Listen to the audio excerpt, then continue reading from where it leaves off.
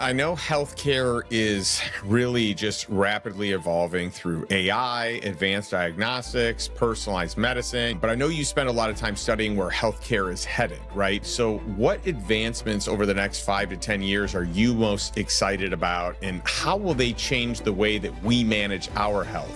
With the rapid advancements in AI, we can plug in imaging, labs, wearable data, nutrition, exercise. All of this can actually go into a platform that's overseen and managed by an AI. So we're already there, and that's been there for months, and we can trend people's wearable data, so their sleep day in, day out. If people are managing their blood pressure, if they have a continuous glucose monitor, if we can bring all this into one place, we create a much more real-time, accurate, three-dimensional picture of someone's health. This is a massive, massive difference that is not 5 or 10 years away.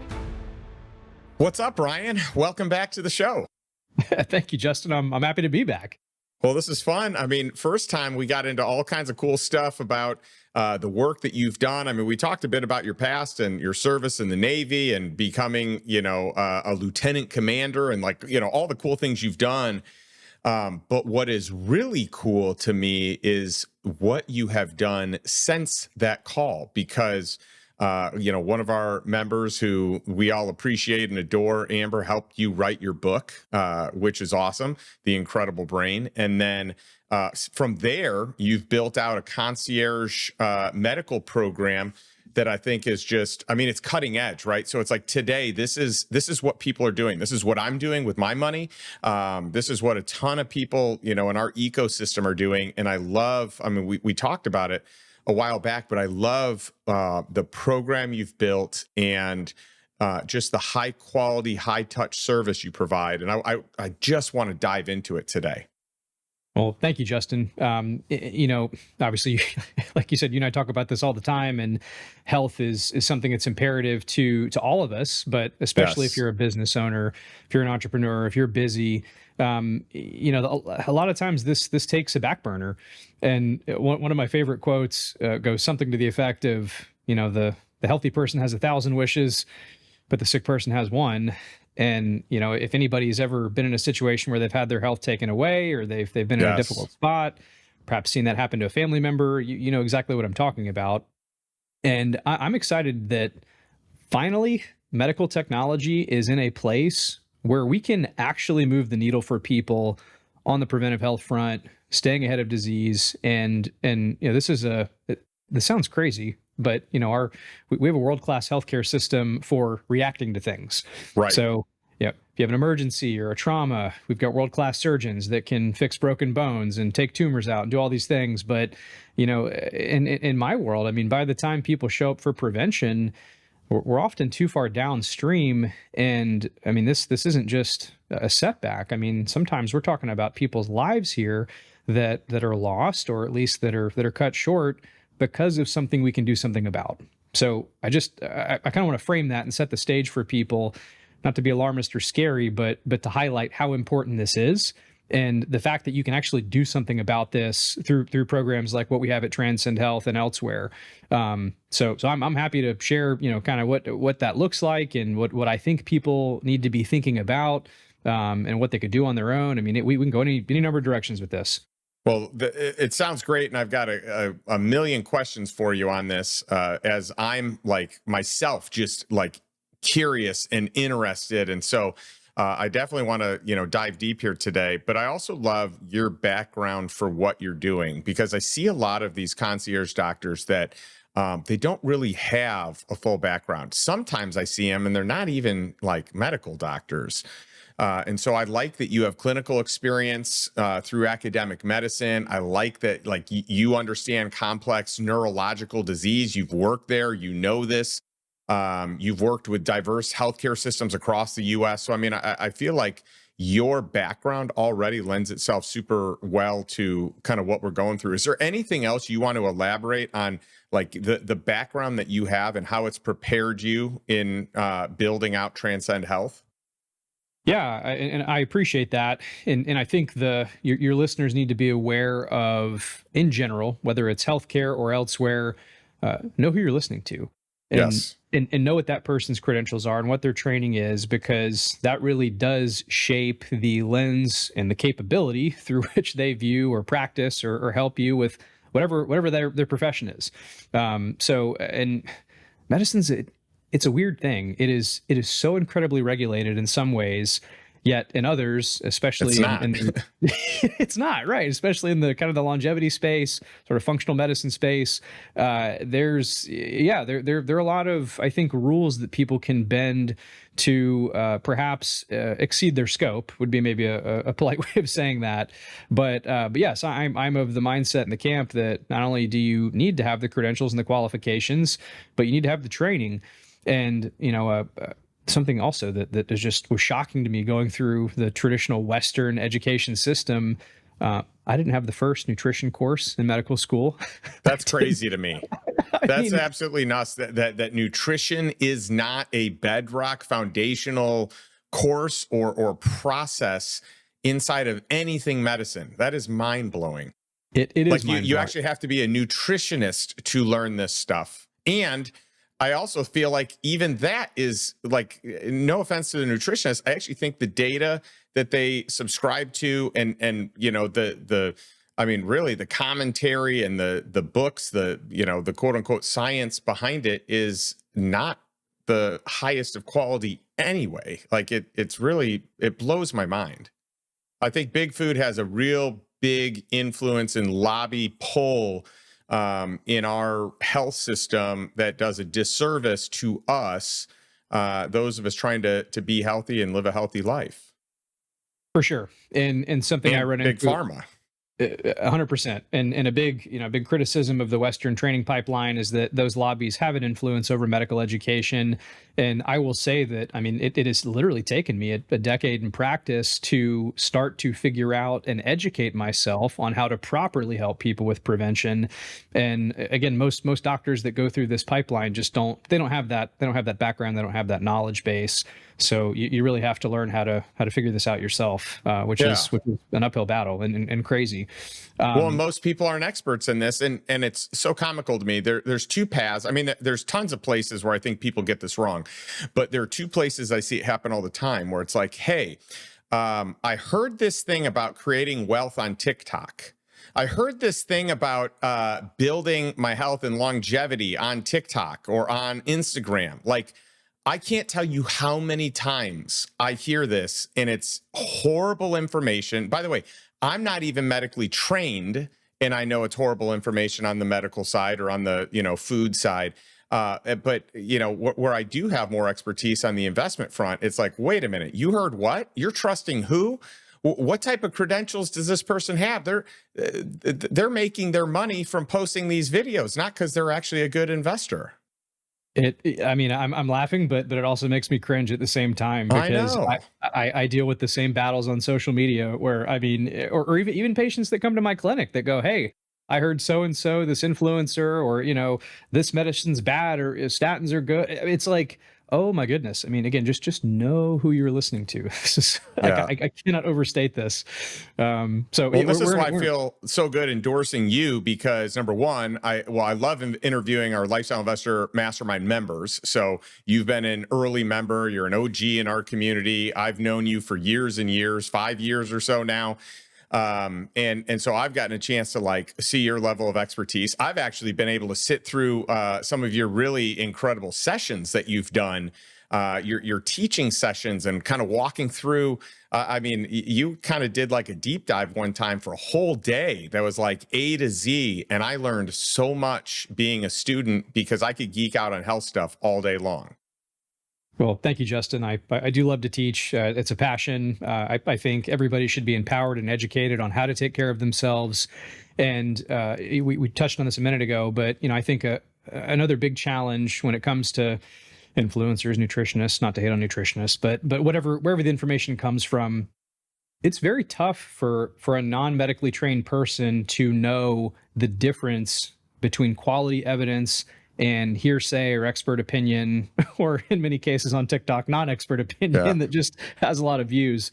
Or misreading the data. It's like, here's the data, but I misinterpret it, right? Exactly. Yes, correct. And that takes time, training, and education, and of course context. And that's something that I bring to the table, or at least I hope I bring to the table with what we're doing, and really putting together an evidence-based paradigm where people can actually take a deep look at where they are on their health journey. So what's their baseline? What are the outliers? What do we need to optimize? And how do we use medical evidence to actually help them carry through to live their best life, and Yeah. ideally, just do more of what they want, which is I think what we're all here for. It's so good. Well, when I think about most people, and I feel very blessed that I've been pro longevity and biohacking and learning all the stuff, eating healthy, supplementing, like all the things for years and years and years now. But most people, I think that when they hear longevity, they're like, oh, it's about living longer. No, that's not it. It could be, but that's not really it. It's about protecting the quality of the years that you're going to live. And so you're really good at explaining today's healthcare system, and how people often just wait. You mentioned earlier, people wait for disease to appear, and then it's like, okay, let me get proactive now. But there's this new emergence for people that are taking this into their own hands, where it's like, actually, I want to be proactive early before there are any problems. And so, like, I think about, I've got a number of friends that are like, yeah, I had my annual checkup, right? That strategy feels wrong, that once a year you're seeing a doctor. So why is that approach failing us? Like that used to be exactly how you do it. I don't think it ever served us, but that's how it used to be done. Today, I love that it's not being done that way. But why is that approach failing us? And what does true preventative medicine look like in your opinion? Yeah, great points. So first off, it is never too early to start. We age from the moment we're born, and that's not how we typically think about it. But our cells are aging, and that's going to continue until we die. And so, to your point, it's not necessarily about extending our lifespan or how long we live. Although I do firmly believe that many of the interventions that are available that slow down our rate of aging will likely extend human lifespan in our lifetime. Mm-hmm. I used to have a more limited view on that, but the mechanisms all overlap, and I think we're going to see that. And just as an example of this, consider the fact that the average human lifespan in 1900 was about 30. Wow. Today worldwide, it's 72 to 74, depending on the data you read. In the United States, it's a little higher, 76, 78. So we have literally over doubled that within a century, within really less than that, quite frankly. And again, depending on what you read, we are expected to see the equivalent of about a century's worth, like the last century's worth of technological change in the next decade. With the rate of acceleration of medical technology, AI, all these things we talk about all the time in our community. So just, I say that because, I mean, you know this and your audience knows this from the investing standpoint, but we are not very good at analyzing compound data. Our brains just don't work that way. And so I think when a lot of people think about this, like, oh, I'll get a checkup once a year, or I'll worry about this later. No, I mean, what you do right now has linear effects on where you will end up in 5, 10, 30 years. And you got to start now. You have to start looking into this. Yes. And answer your question about the kind of the annual time frame being, off or too long. We can meaningfully shift blood work, certainly, blood pressure. I mean, our metabolic health on the order of weeks and months. And I think about the optimal frequency to check kind of the regular blood work is once about every 90 days. Okay. We go longer than that, and I think we're missing an opportunity to move the needle on, say, cholesterol or hemoglobin A1C, which are very important markers of metabolic health, which, by the way, I know you've heard me say this, but 93% of Americans are metabolically unhealthy. So if you think, oh, I'm healthy and this doesn't apply to me, well, statistically, chances are some of this does, or at least a lot of this does, even if you're a very health conscious person. Yeah. Or even if you look like you're in shape, that isn't like, you can't just fall back and be like, well, I'm thin or whatever. Like, that's not good enough. And like you, by the way, it's been, probably about 7 years now, maybe 8, for sure 7 years. I have gotten quarterly blood draws, and I have made major improvements in different categories, like you said, within 90 days because I'm aware of it. And prior to that, I just wasn't aware of it, or I would see it once a year, or I wouldn't even get my blood drawn once a year, right? Like I would just get the checkup. So it's kind of crazy. And so I kind of want to take it one step further. So for someone that wants to live a long, healthy, high performing life, what are the first three medical metrics or screenings they should prioritize today? Yeah, so blood work is an easy one. And I mean, literally, you can get this done for a couple $100 through a program like Function Health. If you have an Aura Ring, I know you and I are both Aura Ring Oh, yeah. users, wearers. They have a program for $99 that draws a very, I think, comprehensive lab panel that you can order as often as you want, but again, every 90 days. So the costs have come down exponentially, which is nice if you want to cash pay this. If you have the right doctor with the right mindset, they can order this and insurance can help get involved. So they're, if people are more cost conscious, there's certainly a cheaper avenue to do that. But blood work is a great place to start. Buying a home blood pressure cuff. I mean, you can have one of these for about $100. Withings makes a great product, in my opinion, that has a Bluetooth. It beams to an app on your phone. This can track, which, by the way, can also integrate with your wearable devices and other systems. And I mean, there are a lot of people walking around with high blood pressure that have no idea, and that's right. a silent killer. So that's a very easy fix. And honestly, I mean, even a wearable, I mean, whether it doesn't have to be an Oura Ring, I mean, Whoop, Apple Watch, Fitbit, I mean, there are dozens of these products out there on the market now. But if you really did those three, I mean, you really tracked your blood work, had a wearable, checking your blood pressure, that's a great place to start for a lot of people. And you're going to be surprised at what you find. To your point, Justin, if we are not looking for the data, we don't know what we're going to uncover. And I think for most people that's going to be an eye opener as to, maybe my blood pressure is on the higher side and I need to do something about this. And that doesn't even necessarily mean hop on a medicine right away. I mean, Right. in cases that's helpful and necessary depending on the etiology or the underlying cause of high blood pressure. But I mean, being mindful of your caloric balance, your nutrition, your salt intake, making sure you're doing the right kind of physical activity. What's your sleep look like? Which, by the way, you can order a home sleep test now for about $150. That's a one-time that you'll get you a board-certified sleep specialist that'll interpret this for you that could diagnose sleep apnea, which is another silent killer that raises blood pressure and risk of heart attack, strokes, sudden cardiac death, all of this. So there's really just this three-dimensional landscape that I think people need to think about when it comes to their health, from basic all the way up to advanced. And a lot of this is fairly cost effective. I think really where it gets a little pricier, at least today, and I think within the decade, costs are going to continue to come down on this because they already have. But even thinking about something like full body imaging, we've talked about this, but even doing like a basic calcium score, and then even following that up with what's called a CCTA, so which is a dye-based study or a contrast-based study to look at the arteries in the heart. Yep. Unfortunately, you and I have lost friends and people we're close with at a young age who had an undiagnosed cardiac problem. That's right. And I mean, this is preventable, and it shatters families. And I see this all the time in the hospital, and it is just absolutely heartbreaking because this is so preventable. Yes. So true. Question for you. So I used a continuous glucose monitor for a period of time, and I gathered some great insights from that. Like for my body, it's much better that I eat protein first before I have anything sweet, even if it's like yogurt, low in sugar, that is high protein, or fruit, right? Like, so for me, my body, I would spike if I wasn't getting that base of protein first for any meal, especially for breakfast. And then certain things will, react a certain way for me. For my wife, they would react differently.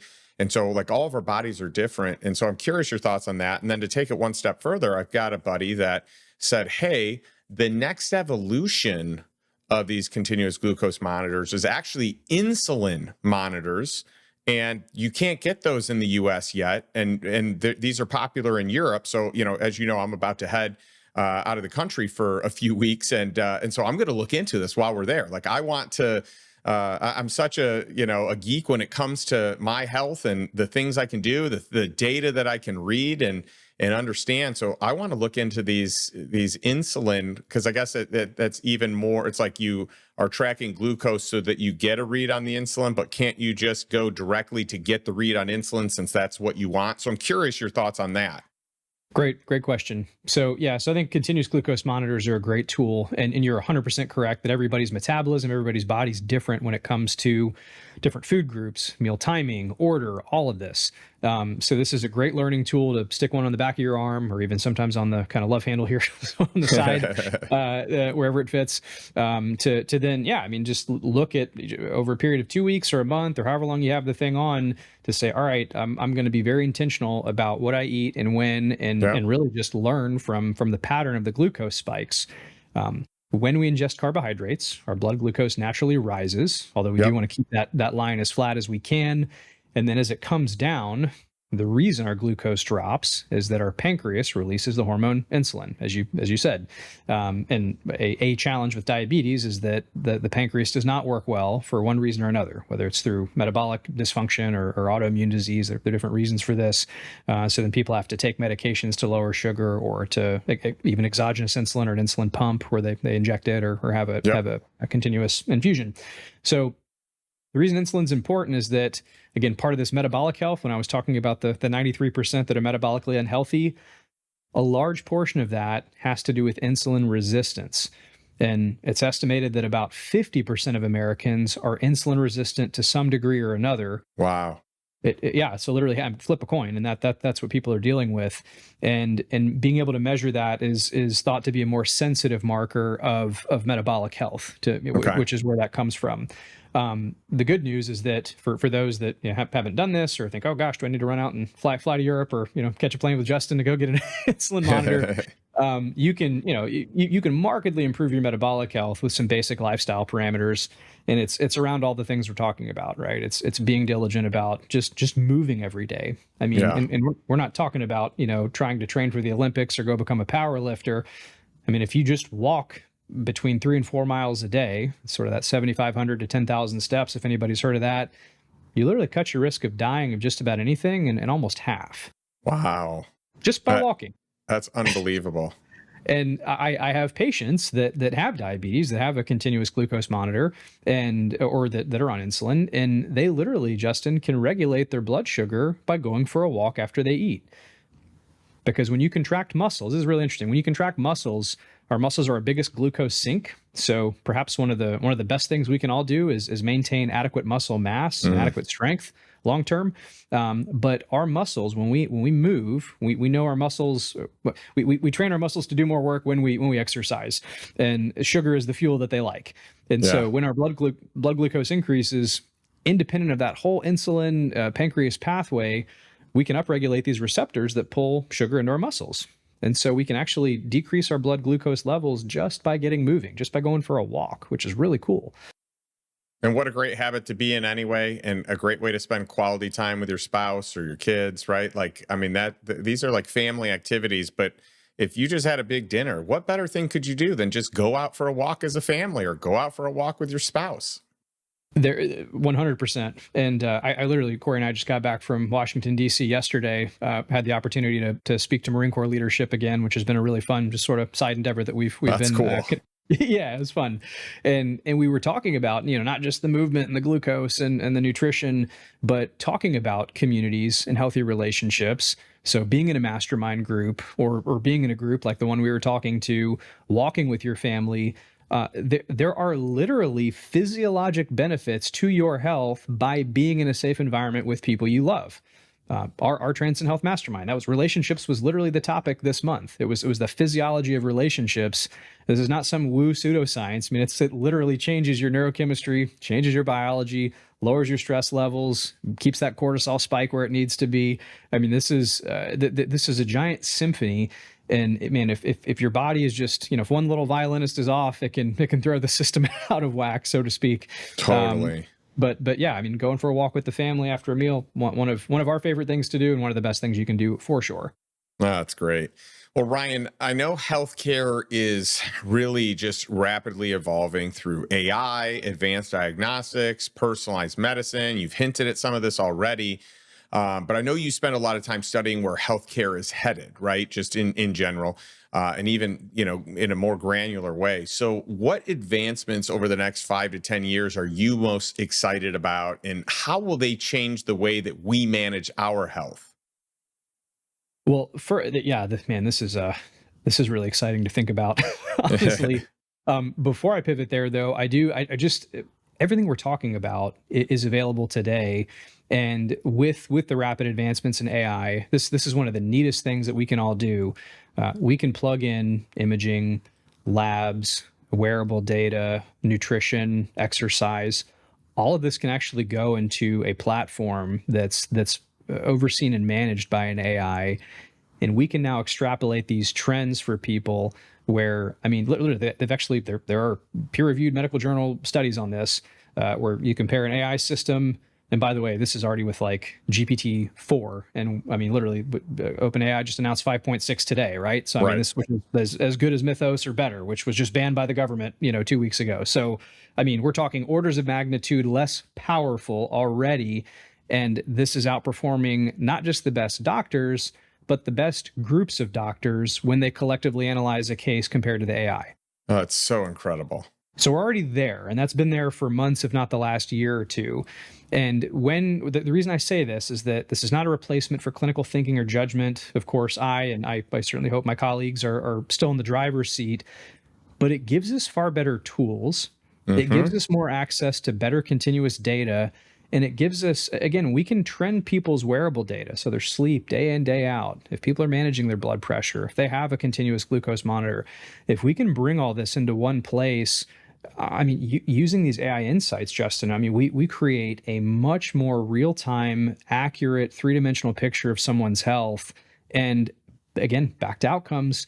This is a massive, massive difference in terms of where people end up as far as what are they able to do today? How can we Yep. optimize today, which is obviously relevant, but then where do we end up in the future? And so that's, I mean, that is very exciting. That is today. That is not 5 or 10 years away.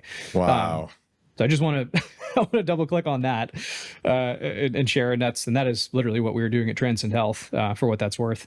But where are we headed in 5 to 10 years? I mean, it's just, again, it's almost impossible to know because it's just of the possibilities and the math involved.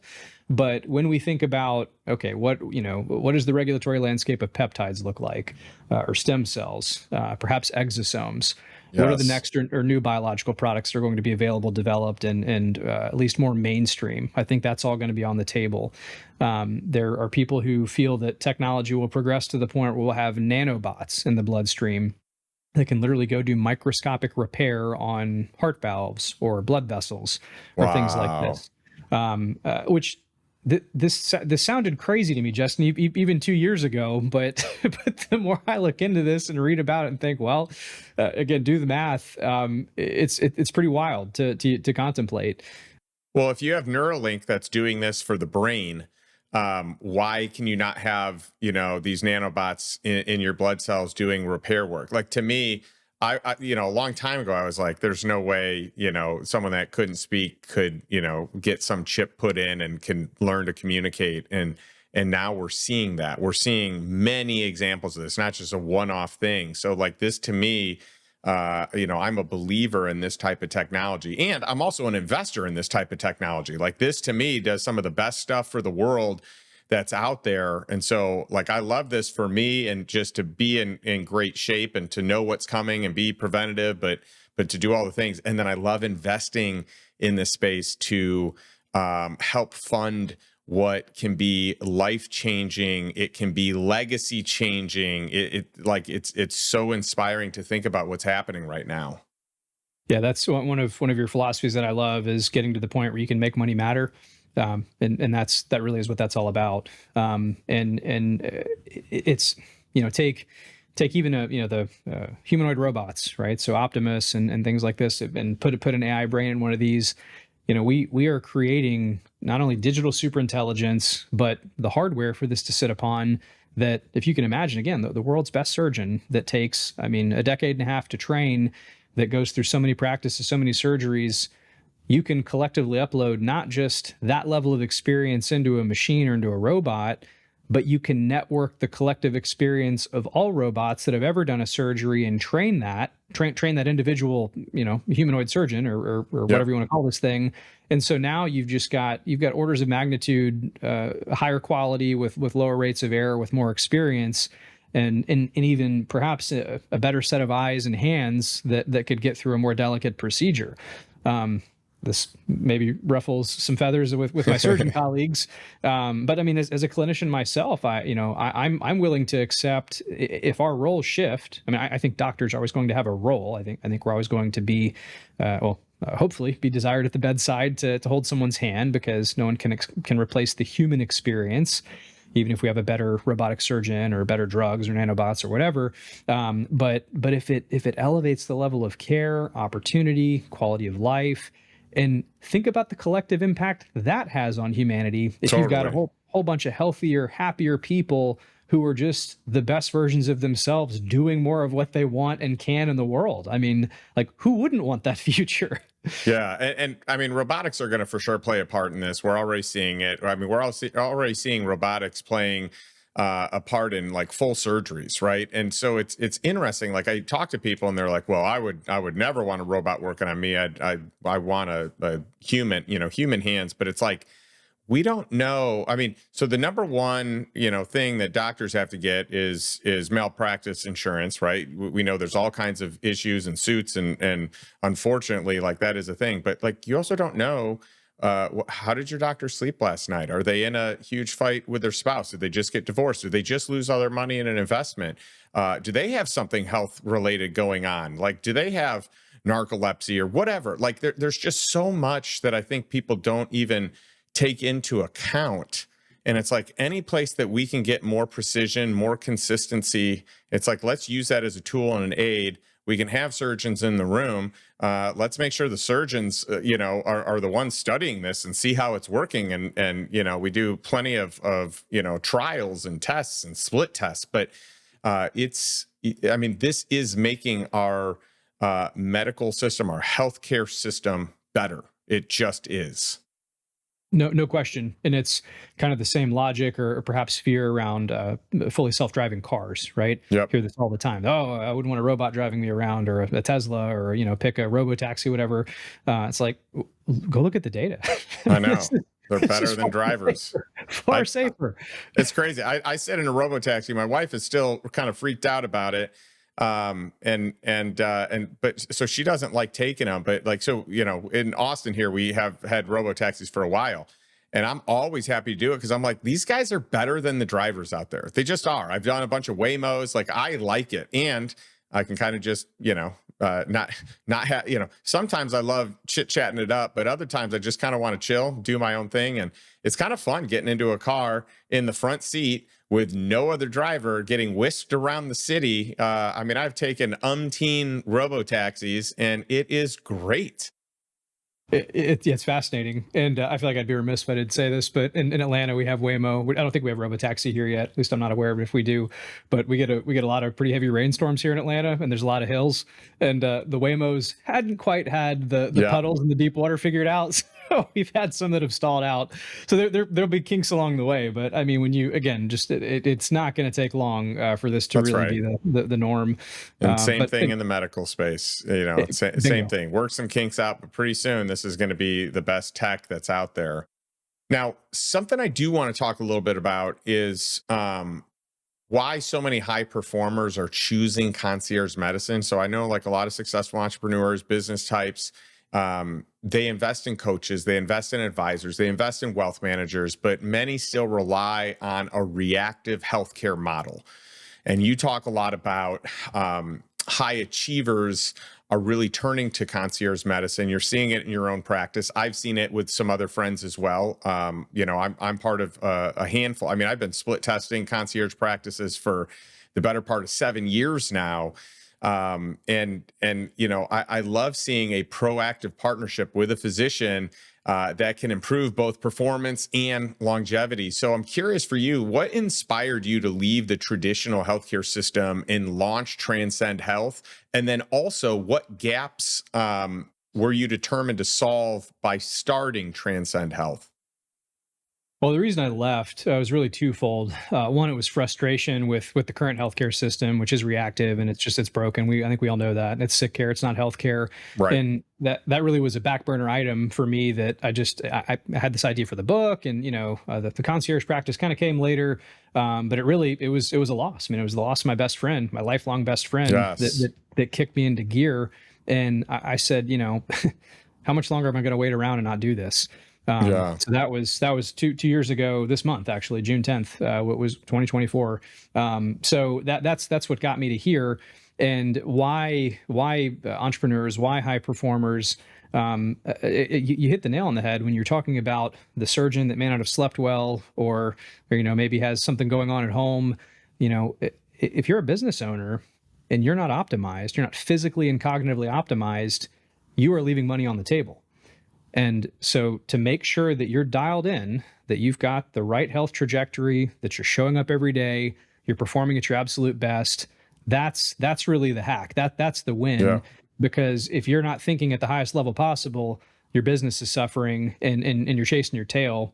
And I see this all the time, Justin. I mean, we talk about this all the time in our community, but I mean, how many people sacrifice their health for years to go on a grind to go build a business, and they end up with some pretty scary stuff, and That's then right. they've got to work backwards. Whereas if you start from day one, you're not only are you not going to end up in that situation, or at least you're much less likely to end up in that situation, you're going to perform better along the way anyway, and Yeah. probably have a substantially more successful business because you're showing up every day doing better work.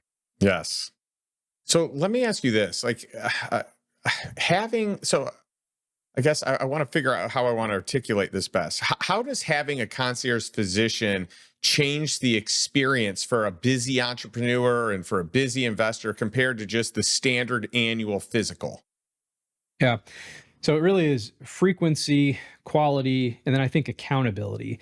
And what I mean by that is, if you go back to that annual model we were discussing, where you kind of go in for a checkup once a year, it's limited in scope. So the quality Hmm. is really not there. We're not doing the quarterly blood work. We're not doing the ongoing analysis of the wearables and the AI integration, all this stuff.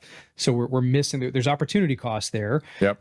But then, when it comes to accountability, um, doctors in the traditional system or the legacy system are just too darn busy to have the time to reach out or call you or text you and say, "Hey, Justin, we need to talk about your last blood work, or that cardiac image."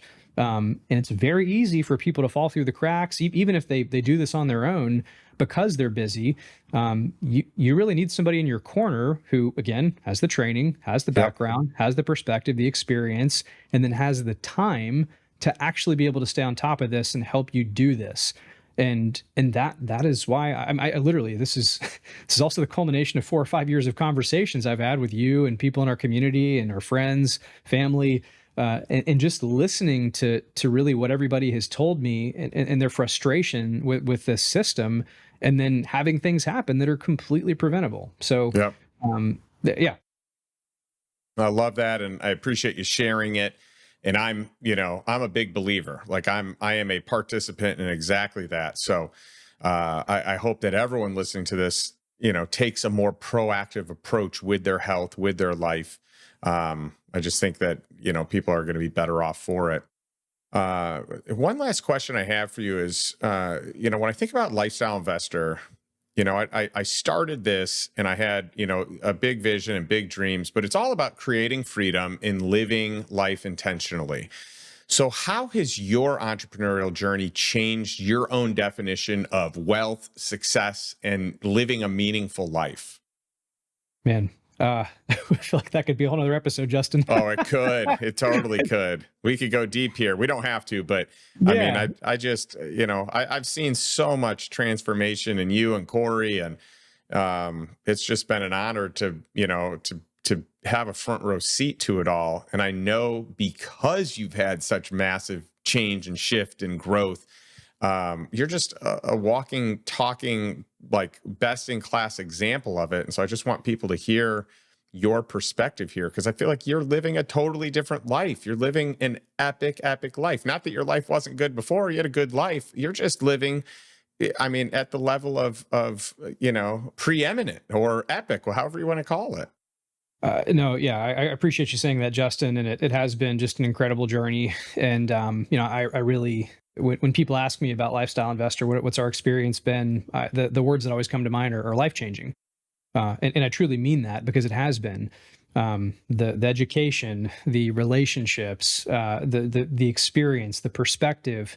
I think you say this, but people get interested because they're interested in, deal flow and the tax strategy and like, yeah, like we got that for sure. I mean, I could show you the numbers on the compounded tax savings that we've had over 5 years. Been absolutely incredible. That's been a great wealth generator. The access to the deals, absolutely. But really, I think the single greatest ROI has been personal development, growth, change, mindset. And that has ultimately led me to the point where I've had the perspective and just the experience and the confidence to say, you know what, I mean, I can certainly do better than what the medical system's currently offering. I don't need to be stuck in a miserable system where I think most of my friends that went to medical school, my med school classmates, co-residents, they're stuck in a system that's just not optimal, that they're stuck dealing with. So, and it's fun to go be a light and an example for them, and just say, hey, here's what's possible, guys. It's a lot of work, but it's totally worth it. And I was on a Zoom earlier with Jake and Lauren Meyer, you know them, but love them. Yeah, great wonderful couple. people. They sure are. And I said, how cool is it that, on a Friday afternoon, we can sit here on Zoom and have a meaningful conversation because the three of us aren't stuck in some job that we hate. And that's right. I mean, Corey and I can go travel. We were just in Europe last month and we were talking about that. It's just incredible. So thank you, Justin, for for what you do and for the education and the opportunity to just be around so many incredible people.